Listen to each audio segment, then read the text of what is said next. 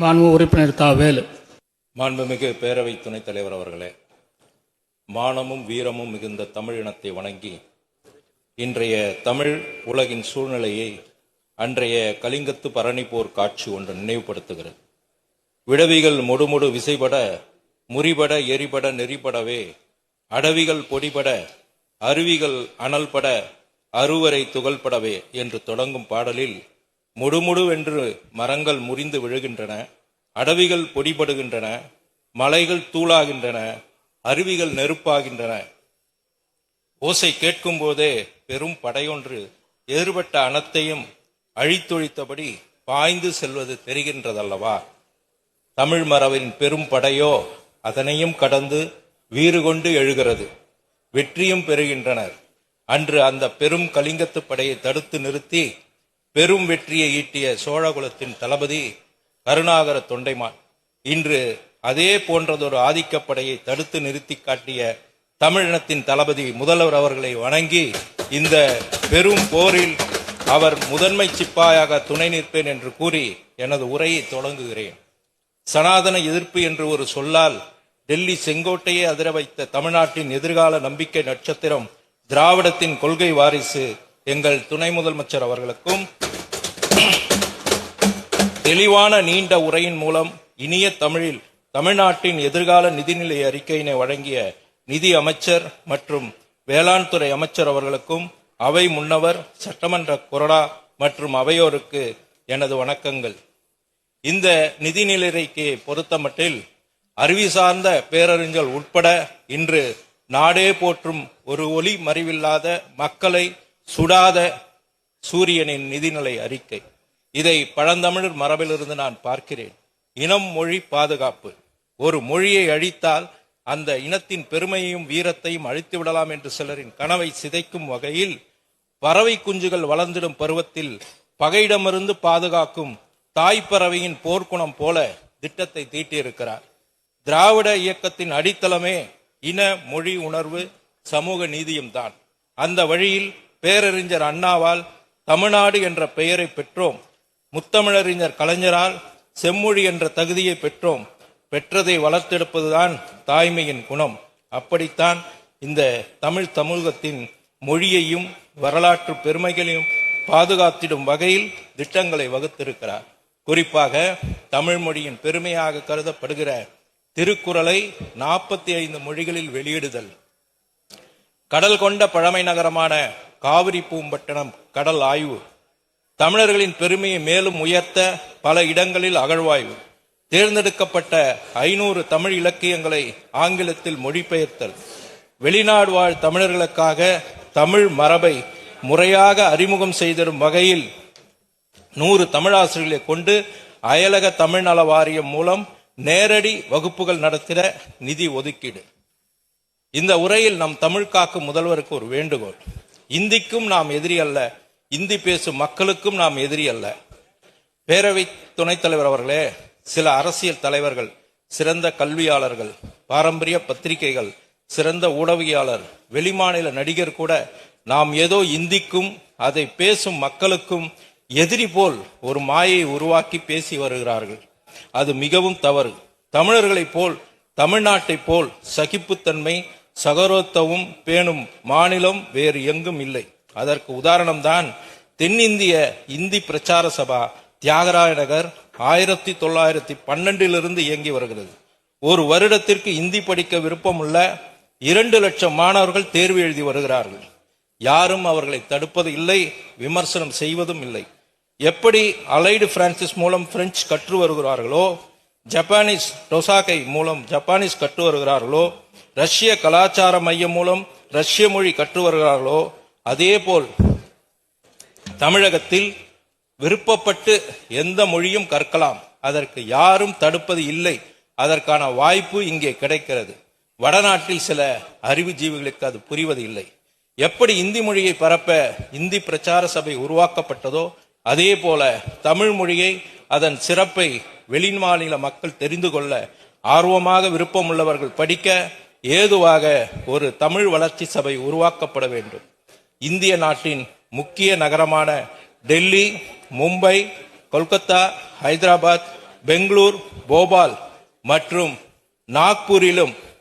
நாக்பூரிலும் தமிழ் வளர்ச்சி சபை உருவாக்கப்பட்டு அடிப்படை தமிழ், நடுநிலை தமிழ், முதுநிலை தமிழ் என்று அண்டை மாநில மக்களுக்கும் தமிழ் மொழியை சொல்லிக் கொடுக்க முயற்சியை எடுக்கலாம். இதன் மூலம் தமிழ் மொழியையும் பெருமையையும் வரலாற்று சிறப்பையும் பண்பாட்டையும் வீரத்தையும் தமிழ் வளர்ச்சியும் அடுத்த கட்டத்திற்கு நாம் எடுத்துச் செல்ல முடியும். அடுத்து, இயற்கையை தெய்வமாக வணங்கிய தமிழ் சமூகம் அந்த தமிழ் மரபில் நீர், நிலம், நெருப்பு, காற்று, ஆகாயம் இவைகளின் பாதுகாத்திட திட்டங்கள் வகுக்கப்பட்டுள்ளது.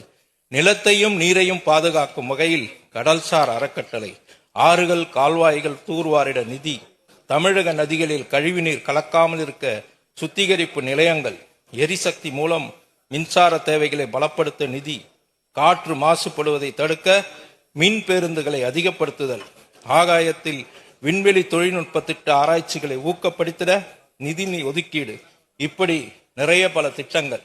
பேரவைத் தலைவர் அவர்களே, மனிதர்களின் பிறப்பை வைத்து பிரிந்து வாழ்ந்த சமூகத்திற்கு முன்பே தான் வாழும் நிலங்களை பிரித்து குறிஞ்சி, முல்லை, மருதம், நெய்தல், பாலை என வாழ்ந்த தமிழ் மக்களின் நிலை உயர பல திட்டங்கள். அதில் ஒரு சிலவற்றை இங்கே பெருமையோடு குறிப்பிடுகிறேன்.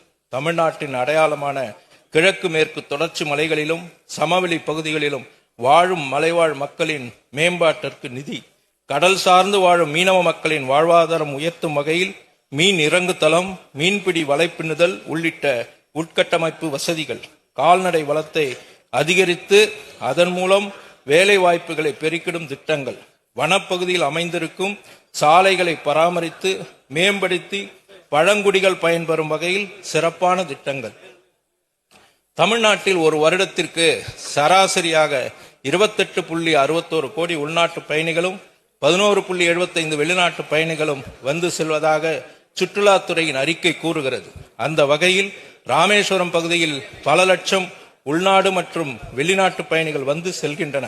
அவர்களை கவரும் வகையில் பாலைநில பகுதி என்று சொல்லக்கூடிய ராமநாதபுரம் மாவட்டத்திற்கும் மற்றும் தென் தமிழகத்தின் ஒட்டுமொத்த வளர்ச்சிக்கும் மேம்படுத்தும் வகையில் ராமேஸ்வரத்தில் விமான நிலையம் அமைக்கப்படும் என்ற அறிவிப்பு ஒட்டுமொத்த தென் தமிழகத்தின் வளர்ச்சி, இளைஞர்களின் வேலைவாய்ப்பு, மக்களின் பொருளாதாரம் மற்றும் அவர்களின் வாழ்க்கை தரம் இந்த விமான நிலைய திட்டத்தின் மூலம் உயரப்போகிறது.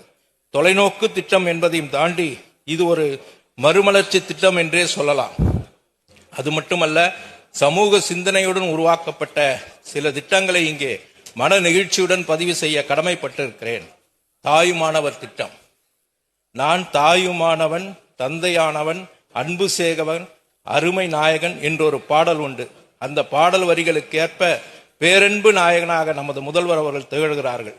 சமூகத்தின் விளிம்பு நிலையில் இருக்கும் மக்களையும் தமிழக அரசின் திட்டங்கள் சென்றடைய வேண்டும் என்ற உயரிய நோக்கில் கொண்டு வரப்பட்டதுதான் தாயுமானவர் திட்டம். தாயுமானவரின் ஆதரவு கரம் என்பது ஆதரவற்றோர், தனித்து வாழும் முதியோர், பெற்றோரை இழந்த குழந்தைகள், ஒற்றை பெற்றோர் கொண்ட குழந்தைகள், மனநலம் குன்றியவர்கள், சிறப்பு குழந்தைகள் என்று சமூகத்தின் கடைக்கோடியில் கண்டு கொள்ளப்படாமல் இருப்பவரை தேடி கண்டுபிடித்து அவருக்கும் ஆதரவு கரம் நீட்டுவதும், மேலும் பெற்றோர்களை இழந்த குழந்தைகளுக்கு உதவித்தொகையாக 2000 வழங்குவதும் இந்த தாய்மானன் அரசின் உயரிய திட்டம். மகளிர் நலனில் நமது முதல்வர் காட்டும் அக்கறையை நினைக்கும் பொழுது எனக்கு ஒரு சங்ககாடல் பாடல் நினைவுக்கு வருகிறது. கெடுக சிந்தை கடிது இவள் துணிவே, மூதின் மகளிர் ஆதல் தகுமோ என்று தொடங்கும் புறநானூற்று பாடலில் இவ்வாறு கூறுகிறது. ஒரு பெண் போருக்கு சென்ற சகோதரனை இழக்கிறாள், அடுத்து கணவனை இழக்கிறாள். இருந்தும் துணிச்சலோடு ஒரே நம்பிக்கையான மகனையும் வேல் கொடுத்து போருக்கு சென்று வா என்று அனுப்புகிறார். சங்ககால பெண்களின் துணிவை இந்த பாடல் எடுத்து காட்டுகிறது. அந்த துணிவையும் துணிச்சலையும் மீண்டும் தமிழ் பெண்களின் மனதில் உருவாக்கியது திராவிட மாடல் அரசின் கடந்த கால திட்டங்கள். அதற்கு மேலும் வரிசை தரும் வகையில் 10,000 சுய உதவி குழுக்கள் ஏற்படுத்தப்படும் என்ற அறிவிப்பு, பெண்களின் கருப்பை வாய் புற்றுநோய் தடுப்பு திட்டம், பெண்கள் பாதுகாப்பை உறுதி செய்யும் திட்டம், தோழி திட்டம் விரிவாக்கம், பாதுகாப்பான மாணவியர் விடுதி போன்ற முத்தாய்ப்புகளாக இருக்கிறது. தந்தை பெரியாரின் கனவை நினைவாக்கிய முத்தமிழறிஞர் கலைஞரின் பெண்களுக்கு சொத்து சம உரிமை என்ற சட்டத்தை தொடர்ந்து மேலும் மெருகூட்டும் வகையில் பெண்கள் பெயரில் பதியப்படும் சொத்துக்களுக்கான பதிவு கட்டணத்தின் சலுகை. மூன்றாம் பாலினத்தில் வாழ்வாதாரத்தை உயர்த்திடும் வகையில் தனி கவனம் செலுத்தி உயர்கல்வி படிப்பதற்கு மாதம் 1000 ரூபாய். மொத்தத்தில் இந்த நிதிநிலை அறிக்கையில் தமிழகத்தின் அடுத்த தலைமுறை வளர்ச்சியை கருத்தில் கொண்டு மொழி பாதுகாப்பு, சமூக மாற்றம், விவசாயம், கல்வி, சுகாதாரம், கட்டமைப்பு, தொழில் வளர்ச்சி என ஒட்டுமொத்த உள்ளடக்கிய நிதிநிலை அறிக்கையாக நான் பார்க்கிறேன். எல்லோருக்கும் எல்லாம் என்பதை செயலாக இல்லாமல் செயலாக்கி கொண்டிருக்கின்ற திராவிட மாடல் ஆட்சி நாயகராக நம் முதல்வராக இருக்கிறார் தமிழ் மகளிர் தெரிக்க விடுகிறார் அவர்தான் நம் தலைவர் என்று சொல்லி சிதம்பரம் கூட்டத்தில் 1957 அறிஞர் அண்ணாவின் உரைவு உச்சியுடன் எனது நிதிநிலை அறிக்கை மீதான உரையுடன் நிறைவு செய்கிறேன். அண்ணாவின் குரல். திராவிட பெருங்குடி மக்களே, உங்களுக்கு நான் பெருமையுடன் சொல்லிக் கொள்வேன். நாம் போட்டிருக்கிற இந்த அடித்தளம் சாமானியமானதல்ல, காலத்தால் கிள்ளி எறியப்படக்கூடியதும் அல்ல. காதகர்கள் எவ்வளவு பெரிய கல்நெஞ்சத்தை கடப்பாராக்கி கல்லினால் போடப்பட்டிருக்கும் இந்த அடித்தளத்தை அவர்களால் கிள்ளி எறிய முடியாது. அந்த அளவிற்கு பலமான அடித்தளம் போட்டாகி விட்டது என்ற வைர வரிகளோடு எனது தொகுதியின் சில கோரிக்கைகள் மட்டும் மெரினா லூப் சாலை கலங்க விளக்கம் முதல் பட்டினம்பாக்கம் சீனிவாசபுரம் வரையில் மீனவ மக்கள் அதிகம் வாழும், இதர சமூகத்தின் அதிகம் வாழும் பகுதியிலான கடற்கரை ஓரமுள்ள மிகவும் பின்தங்கிய 5000 குடும்பங்களுக்கு வீடு கட்டும் பணியை துரிதமாக தொடங்க வேண்டும்.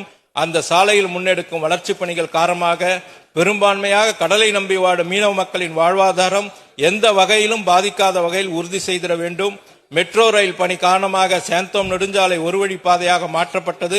தற்போது அந்த பகுதியில் மெட்ரோ பணிகள் முடிவடைந்ததால் அந்த சாலை இருவழி பாதையாக மாற்ற வேண்டும் என்றும், அம்பேத்கர் பாலம் அருகில் பல தலைமுறைகளாக வசிக்கும் ஆதி திராவிட மக்களுக்கு வீடுகள் வழங்க ஆவணம் செய்ய வேண்டும் என்றும், தொகுதியில் நடைபெற்று வரும் வாரிய குடியிருப்பு திட்டங்களை துரிதப்படுத்தி மக்களுக்கு விரைவில் வழங்கிட வேண்டும் என்றும், மயிலை கபாலீஸ்வரர் கோயில் சுற்றி போக்குவரத்து நெரிசலை குறைக்கவும், திருக்கோயில் வருமானம் பெருகிடவும், காலியாக பயன்பாடற்று கிடக்கும் அறநிலைத்துறைக்கு சொந்தமான வெங்கடேச அக்ரகாரம் தெருவில் அமைந்துள்ள மிகவும் பாழடைந்த வணிக வளாகம் மற்றும் அதை ஒட்டியுள்ள பயன்படுத்தாத இடத்தையும் சேர்த்து இடித்துவிட்டு புதிய வணிக வளாகம் மற்றும் மல்டி லெவல் கார் பார்க்கிங் கட்டித்தர ஆவணம் செய்ய வேண்டும் என்றும், எனது தொகுதியில் கோயில்களுக்கு சொந்தமான நிலங்களில் வசிக்கும் மக்களுக்கு வாடகை உயர்வு தொகை மறுபரிசீலிக்கவும், வக்ஃப் போர்டு கீழ் வாடகைக்கு குடியிருக்கும் வீடுகளை வரன்முறை செய்து வளமோடு வாழ கருணை உள்ளத்தோடு ஆவணம் செய்ய வேண்டும் என்று கேட்டுக்கொண்டு உரையை நிறைவு செய்கிறேன்.